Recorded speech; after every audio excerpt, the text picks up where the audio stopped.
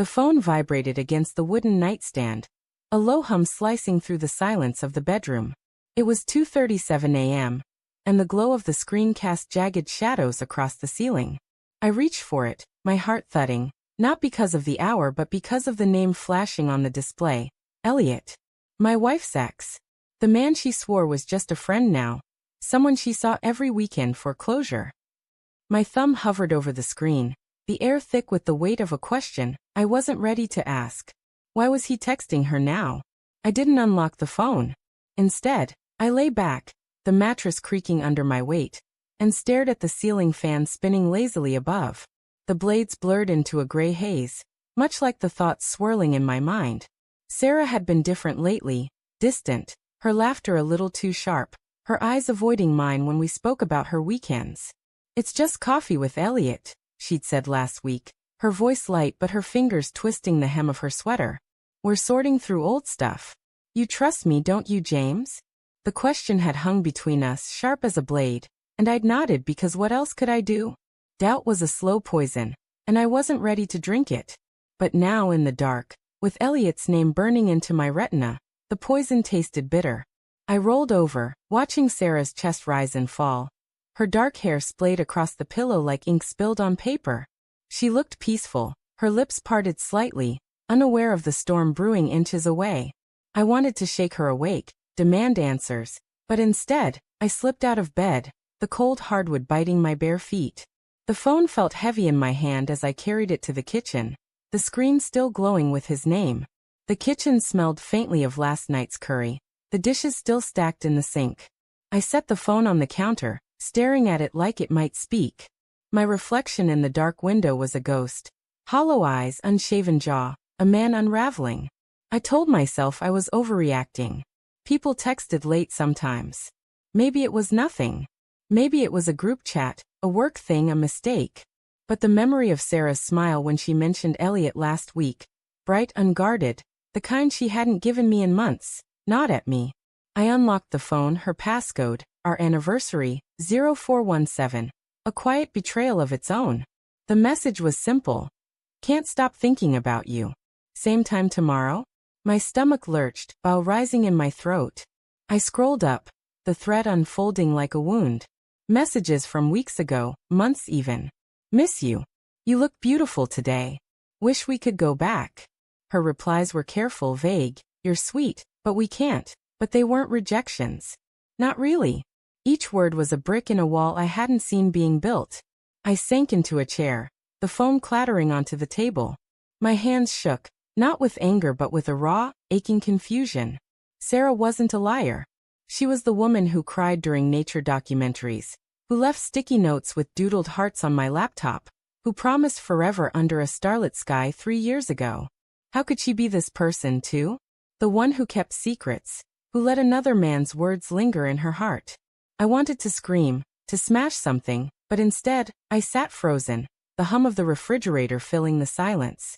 The next morning, Sarah was all warmth, her arms wrapping around me as she kissed my cheek. "You're up early," she said, her voice soft, oblivious to the fault lines cracking beneath us. I watched her move through the kitchen, pouring coffee, humming softly. The sunlight caught the gold in her hair, and for a moment, I could almost believe nothing had changed. Almost. "You got a text last night," I said, my voice steady despite the tremor in my chest. "From Elliot." Her hand paused mid-pour, coffee dribbling onto the counter. She didn't look at me, just grabbed a towel and wiped the spill with deliberate care.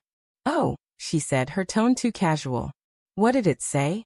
I studied her, the slight flush creeping up her neck, the way her fingers tightened around the mug. Something about meeting up tomorrow. Same time. I kept my voice neutral, but every word felt like a step toward a cliff. She laughed, a brittle sound that didn't reach her eyes.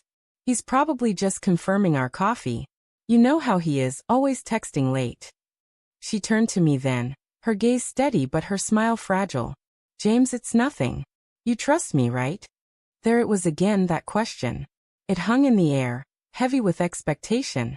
I wanted to say no, to spill everything, the texts, the doubts, the way my heart felt like it was being carved out. But I nodded, because confronting her meant admitting the truth might destroy us. Yeah. I said, the word tasting like ash. I trust you. The day passed in a haze. I went to work, nodded through meetings, but my mind was elsewhere, replaying every moment of the past few months. The late nights she'd come home smelling faintly of cologne that wasn't mine. The way she'd linger on her phone, smiling at something I wasn't allowed to see. The excuses, book club, errands, time with friends, that had started to feel like scripts. Each memory was a puzzle piece, and the picture they formed was one I didn't want to see. That evening, I followed her. It wasn't planned, not really. But when she said she was meeting a friend for drinks, her eyes darting away as she spoke, I couldn't stay home. I tailed her car through the city, the neon lights blurring past, my hands gripping the wheel until my knuckles ached. She parked outside a dimly lit bar, one we'd never been to together. I watched from across the street, my breath fogging the window, as she stepped out, her dress clinging to her in a way that felt like a betrayal all its own. Elliot was there, waiting at a table by the window. He stood when she approached, his hand grazing her arm, lingering too long. Her smile was the one I remembered from our early days, soft, unguarded, alive. They leaned close, their laughter cutting through the glass, and I felt the world tilt beneath me. My phone buzzed in my pocket, her text a lie, running late, be home soon. I stared at it, the words blurring as my vision swam. I could have stormed in, made a scene, demanded answers. But I didn't. I drove home, the city lights streaking like tears across the windshield. When Sarah came back hours later, her cheeks flushed and her excuses vague, I said nothing. I let her kiss me, let her lie beside me, her warmth a cruel mockery of what we'd been. The next morning, I found the note, tucked inside her purse, crumpled and forgotten, written in Elliot's jagged scrawl. I love you. Always will. Leave him. My heart stopped, then shattered. But as I stood there, the paper trembling in my hand, Sarah walked in, her eyes widening as she saw what I held. For a moment, we were frozen. The truth laid bare between us. James, she whispered, her voice breaking. It's not what you think. But it was. And as she reached for me, tears streaming down her face, I realized the real betrayal wasn't her with Elliot. It was me, pretending I could keep loving her through the lies. I turned away, the note falling to the floor, and walked out into the morning light, leaving her sobs echoing behind me.